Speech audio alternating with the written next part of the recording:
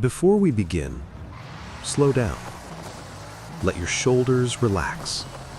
Let your eyes soften.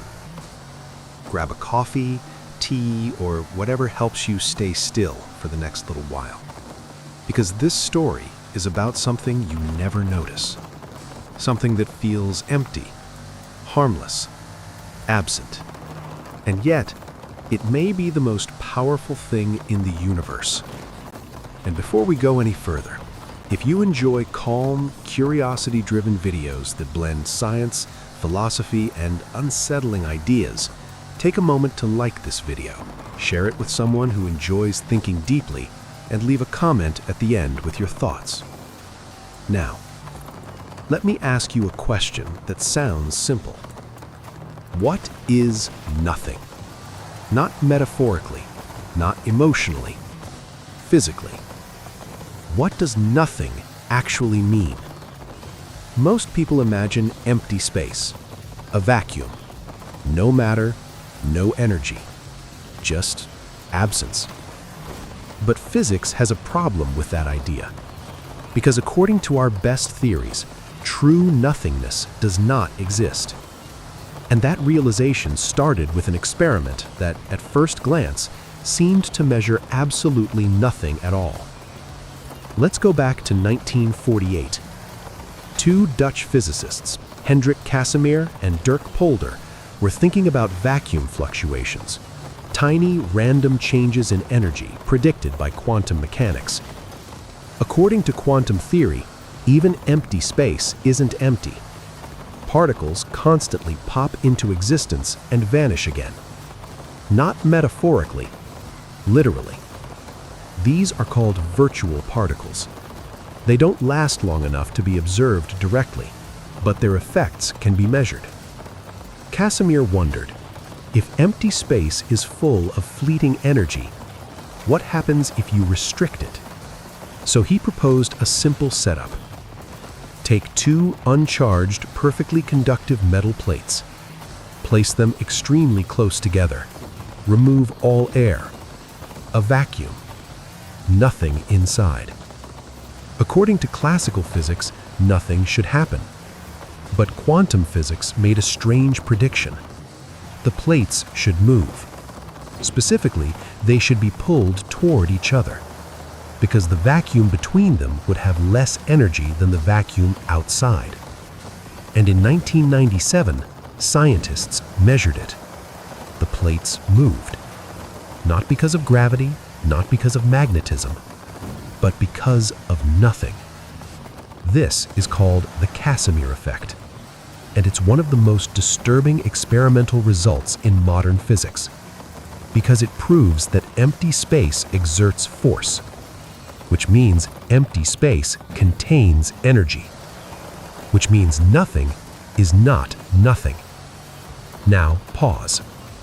If empty space contains energy, and space exists everywhere, then the universe is full of energy we didn't put there. Energy that isn't matter, isn't radiation, isn't visible. And that leads us to a problem, a very big problem. When physicists calculate how much energy should exist in the vacuum based on quantum field theory, they get an answer. A huge answer. An absurdly huge answer. Roughly 10 to the 120th times larger than what we observe. This is not a typo. That mismatch is called the vacuum catastrophe. It is the largest known discrepancy between theory and observation in all science. So either our calculations are wrong, our understanding of gravity is wrong, or reality is hiding something fundamental. Now, let's connect this to something even bigger. In 1998, astronomers made a shocking discovery. The universe is not just expanding, it's accelerating. Galaxies are moving away from each other faster and faster. Something is pushing space itself apart. This unknown influence was named dark energy. And here's the uncomfortable connection. Dark energy behaves exactly like vacuum energy, energy of empty space. Which brings us to a deeply unsettling idea. What if the universe is dominated not by matter, not by stars, not by galaxies, but by nothing? In fact, according to current measurements, about 5% of the universe is normal matter, about 27% is dark matter, and about 68% is dark energy, which means nearly 70% of everything is driven by something we do not understand. And that something might be empty space. Now think about how strange that is. For most of human history, emptiness was ignored. Void. Absence. Nothing to study. But now, emptiness appears to control the fate of the cosmos. And it gets stranger. Vacuum energy doesn't dilute as space expands. Matter spreads out, radiation weakens. But vacuum energy stays constant per unit of space, which means the more space there is, the more energy exists. Read that again. As the universe expands, the total amount of vacuum energy increases. Energy created from nothing. That should violate conservation laws, but it doesn't, because those laws were written for systems inside space, not for space itself, which leads to an uncomfortable conclusion. The universe may be gaining energy over time, not from stars, not from fusion, but from emptiness itself. Now, let's slow down and ask the real question. Why does the vacuum have energy at all? Quantum mechanics says fields cannot be perfectly still. Even at zero temperature, there are fluctuations. Zero-point energy. But why should that energy gravitate? Why should it curve space-time? Einstein introduced something called the cosmological constant, a term that represents energy inherent to space. He later called it his greatest mistake, because he thought the universe was static. But now, that mistake looks eerily prophetic.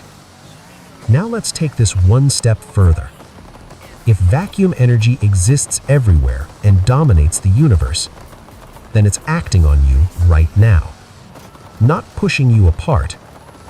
Gravity holds things together locally, but on cosmic scales, vacuum energy wins, which means the ultimate fate of the universe is likely a big freeze. Galaxies drift apart, stars burn out, matter decays, and eventually, only empty space remains, still expanding, still energetic. Now here's the part that feels almost philosophical. If the end of the universe is emptiness, and emptiness contains energy, then the universe never truly becomes nothing.